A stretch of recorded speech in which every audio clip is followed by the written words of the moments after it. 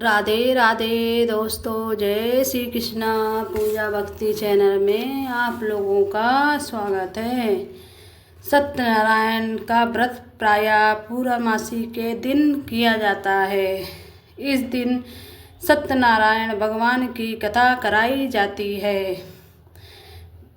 व्रत करने वाला पूर्णिमा या संक्रांति के दिन प्रातःकाल ही इस व्रत का संकल्प लेकर दिन भर निहार रहे। सायंकाल स्नान करके श्रद्धापूर्वक श्री गणेश, गौरी, वरुण, विष्णु भगवान और देवताओं के पूजन की तैयारी करें। केले के खम्भों और आम के पत्तों के बंदरवारों से एक सुंदर मंडप बनाकर सुंदर चौकी पर सत्यनारायण भगवान की प्रतिमा स्थापित करें। पास ही कलश, गणेश जी और नवग्रह भी स्थापित करें तथा पुष्प जल हाथ में लेकर नारायण का ध्यान करें। यज्ञोपवित्र पुष्प धूप नैवेद्य से युक्त होकर स्तुति करें। हे भगवान, मैंने श्रद्धापूर्वक फल, जब आदि सब सामग्री आपके अर्पण की है, इसे स्वीकार कीजिए। मेरा आपको बारंबार नमस्कार है। इसके बाद ध्यानपूर्वक कथा पढ़ें अथवा सुने। सत्यनारायण भगवान की कथा सुनने से पहले आप लोग हाथ में अक्षत या फूल ले लीजिए। कथा पूर्ण होने पर इन्हें भगवान पर समर्पित करना। सत्यनारायण की कथा। एक बार नैमिषारण्य में तपस्या करते हुए शौनकादिक ऋषियों ने सूत जी से पूछा कि जिसके करने से मनुष्य मनोवांछित फल प्राप्त कर सकता है, ऐसा व्रत या तब कौन सा है। सूत जी ने कहा कि एक बार श्री नारद जी ने भी श्री विष्णु भगवान से ऐसा ही प्रश्न किया था। तब श्री विष्णु भगवान ने उनके सामने जिस व्रत का वर्णन किया था, वही मैं आपसे कहता हूँ। प्राचीन काल में काशीपुरी में एक अति निर्धन तथा दरिद्र ब्राह्मण रहता था। वह भूख प्यास से व्याकुल होकर भटकता फिरता था। एक दिन उसकी दशा से व्यथित होकर विष्णु भगवान ने बूढ़े ब्राह्मण के रूप में प्रकट होकर ब्राह्मण को सत्यनारायण व्रत का विस्तार पूर्वक विधि विधान बतलाया और अंतर्ध्यान हो गए। ब्राह्मण अपने मन में श्री सत्यनारायण व्रत करने का निश्चय करने घर लौट आया और इसी चिंता में उसे रात भर नींद नहीं आई। सवेरा होते ही वह सत्यनारायण के व्रत का संकल्प करके भिक्षा मांगने के लिए चल दिया। उस दिन उसे थोड़े ही परिश्रम से बहुत अधिक धन धान भिक्षा में प्राप्त हुआ। सायंकाल वह पहुंचकर उसने बड़ी श्रद्धा के साथ श्री सत्यनारायण भगवान का विधि पूर्वक पूजन किया। भगवान सत्यदेव की कृपा से वह थोड़े ही दिनों में धनवान हो गया। जब वह तक जीवित रहा, तब तक महीने के महीने श्री सत्यनारायण का व्रत और पूजन करता रहा। जय देह छोड़ने के बाद वह विष्णु लोक को गया। सूत जी पुनः बोले कि एक दिन वह ब्राह्मण अपने बंधु बांधवों के साथ बैठे ध्यान मग्न हो श्री सत्यदेव की कथा सुन रहे थे। तभी भूख प्यास से व्याकुल एक लकड़हारा वहाँ जा पहुँचा। वह भी भूख प्यास भूलकर कथा सुनने बैठ गया। कथा की समाप्ति पर उसने प्रसाद ग्रहण किया और जल पिया। फिर उसने ब्राह्मण से इस कथा के बारे में पूछा तो उसने बताया, श्री सत्यनारायण जी का व्रत है जो मनवांछित फल देने वाला है। पहले मैं बहुत दरिद्र था। इस व्रत के प्रभाव से ही मुझे ये सब वैभव प्राप्त हुआ है। यह सुनकर लकड़हारा बहुत प्रसन्न हुआ और मन ही मन श्री सत्यनारायण के व्रत और पूजन का निश्चय करता हुआ लकड़ी बेचने के लिए बाजार की ओर चल पड़ा। उस दिन लकड़हारे को लकड़ियों का दुगना दाम मिला। उन्हीं पैसों से उसने केले, दूध, दही और पूजन की सामग्री खरीद ली और घर चला गया। घर पहुंचकर उसने अपने कुटुंबियों और पड़ोसियों को बुलाकर विधि पूर्वक सत्यनारायण भगवान का पूजन किया। भगवान सत्यनारायण की कृपा से वह थोड़े ही दिनों में संपन्न हो गया। सूत जी ने फिर कहा कि प्राचीन काल में उल्कामुख तथा नाम का एक राजा था।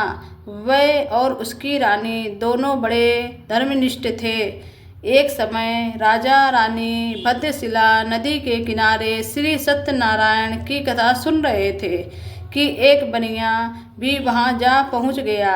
उसने रत्नों से भरी अपनी नौका को एक किनारे पर लगा दिया और स्वयं पूजा की जगह पर गया। वहाँ का चमत्कार देख उसने राजा से इसके बारे में पूछा। राजा ने बताया कि हम विष्णु भगवान का पूजन कर रहे हैं। यह व्रत सभी मनोकामनाएं पूर्ण करने वाला है। राजा के वचन सुन और प्रसाद पा बनिया अपने घर चल आया। घर पहुंचकर उसने अपनी पत्नी से व्रत का सब वृत्तांत कहा और संकल्प किया कि मैं भी संतान होने पर ये व्रत करूँगा। उसकी पत्नी का नाम लीलावती था। सत्यदेव की कृपा से वह कुछ ही दिनों में बाद गर्भवती हो गई और 10 महीने पूरे होने पर उसने एक कन्या को जन्म दिया। कन्या का नाम कलावती रखा गया और वह चंद्रमा की कलाओं के समान नित्य प्रति बढ़ने लगी। एक दिन अवसर पाकर लीलावती ने अपने पति को सत्यदेव का व्रत करने की बात याद दिलाई तो उसने कहा कि मैं ये व्रत कन्या के विवाह के समय करूँगा। ये कहकर बनिया अपने कारोबार में लग गया। जब कन्या विवाह के योग्य हो गई तो उसने दूतों द्वारा खोज कराकर कनकपुर नगर के एक बनिए के सुंदर सुशील और गुणवान बालक के साथ विवाह कर दिया। फिर भी बनिए ने सत्यनारायण का व्रत नहीं किया। इससे श्री सत्यनारायण अप्रसन्न हो गए। कुछ दिनों बाद बनिया अपने दामाद को साथ लेकर समुद्र के किनारे रत्नसारपुर में व्यापार करने लगा। एक दिन रत्नसारपुर के राजा चंद्रकेतु के खजाने से चोरी ने बहुत सा धन चुरा लिया। राजा के सिपाही चोरों का पीछा कर रहे थे। चोरों ने जब देखा कि सिपाहियों से बचना कठिन है तो उन्होंने राजकाज से चुराए हुए तमाम धन को एक जगह फेंक दिया और स्वयं भाग गए। वही बनिए का डेरा था। सिपाही चोरों को ढूंढते हुए उसी जगह पहुँचे गए और उन्होंने दोनों बनियों को चोर समझकर पकड़ लिया। राजा ने दोनों बनियों को जेल में डालने का आदेश दिया और उनका धन कोष में जमा करा दिया। श्री सत्यदेव के कोप से लीलावती और कलावती भी बड़े दुख से दिन काट रही थी। एक दिन कलावती भूख प्यास से बहुत व्याकुल होकर एक मंदिर में चली गई। वहाँ श्री सत्यनारायण भगवान की कथा हो रही थी। वहीं बैठकर उसने कथा सुनी। प्रसाद लेकर रात होने पर घर पहुँची। माता के देरी का कारण पूछने पर उसने सब बात कह दी। उसकी सब बात सुनकर लीलावती को अपने पति की भूली बात याद आ गई और उसने श्री सत्यदेव के व्रत का निश्चय किया। उसने अपने बंधु बांधवों को बुलाकर श्रद्धापूर्वक कथा सुनी और विनम्र भाव से आर्द्र होकर भावना की कि मेरे पति ने संकल्प करके भी जो आपका व्रत नहीं किया उसी से आप अप्रसन्न हुए थे। अब कृपा करके उसका अपराध क्षमा करें। लीलावती की प्रार्थना से श्री सत्यदेव प्रसन्न हो गए। उसी रात्रि में श्री सत्यदेव ने राजा चंद्रकेतु को सपने में दर्शन देकर कहा कि प्रातःकाल होते ही दोनों बनियों को जेल से छोड़ दो। और उनका सभी धन उन्हें लौटा दो, वरना पुत्र पौत्र समेत तुम्हारा राज्य नष्ट हो जाएगा। इतना कहकर सत्यदेव तो अंतर्धान हो गए और राजा ने भी सवेरा होते ही दोनों बनिए को मुक्ति का आदेश दिया और साथ ही उनका धन उन्हें लौटा दिया और बहुत सम्मान पूर्वक उन्हें विदा किया। दोनों बनिए आनंदित हो अपनी नौका लेकर घर की ओर चल पड़े। तभी श्री सत्यनारायण भगवान सन्यासी के वेश में उनके पास आकर बोले कि तुम्हारी नौका में क्या है? बनिए ने हंसते हुए उत्तर दिया कि नौका में लता पत्रों के सिवाय और कुछ भी नहीं है। यह सुनकर दंडी स्वामी ने कहा कि तुम्हारा वचन सत्य हो। स्वामी के चले जाने पर बनिए ने देखा कि नौका हल्की होकर ऊपर को उड़ रही है। उसे बड़ा कौतूहल हुआ और देखा कि बेहोश होकर गिर पड़ा, किंतु दामाद ने कहा कि इस प्रकार घबराने से काम नहीं चलेगा। ये सब उन्हीं स्वामी की करामात है। चलकर उनसे क्षमा याचना प्रार्थना की जाए तो फिर वैसा ही हो जाएगा। दामाद की बात मानकर बनिया स्वामी के पास पहुंचकर उनके चरणों में गिर पड़ा और बार बार उनसे क्षमा मांगने लगा। उनकी विनीत प्रार्थना से भगवान ने प्रसन्न होकर उन्हें इच्छित वर दान किया और स्वयं उसी जगह अंतर्धान हो गए। बनियों ने नाव के पास जाकर देखा तो वह धन रत्नों से भरपूर थी। तब उन्होंने वही श्री सत्यदेव का पूजन किया और कथा सुनी। फिर वह घर की ओर चल दिए। अपने नगर के समीप पहुंचकर बनिए ने लीलावती के पास अपने आने का समाचार भेजा। लीलावती उस समय श्री सत्यनारायण की कथा सुन रही थी। उसने अपनी पुत्री कलावती से कहा कि तुम्हारे पति और पिता आ रह गए हैं। मैं उनके स्वागत के लिए चलती हूँ। तुम भी दामाद लेकर शीघ्र ही नदी तट पर पहुँच जाना। कलावती प्रसन्नता के कारण इतनी विमुग्ध हो गई कि वह कथा का प्रसाद लेना भी भूल गई और तुरंत ही नदी के तट की ओर दौड़ पड़ी। वह जो ही नदी के किनारे पहुंची तो ही उसके पति समेत नौका जल में डूब गई। ये देख बनिया हाहाकार करते हुए छाती पीटने लगा।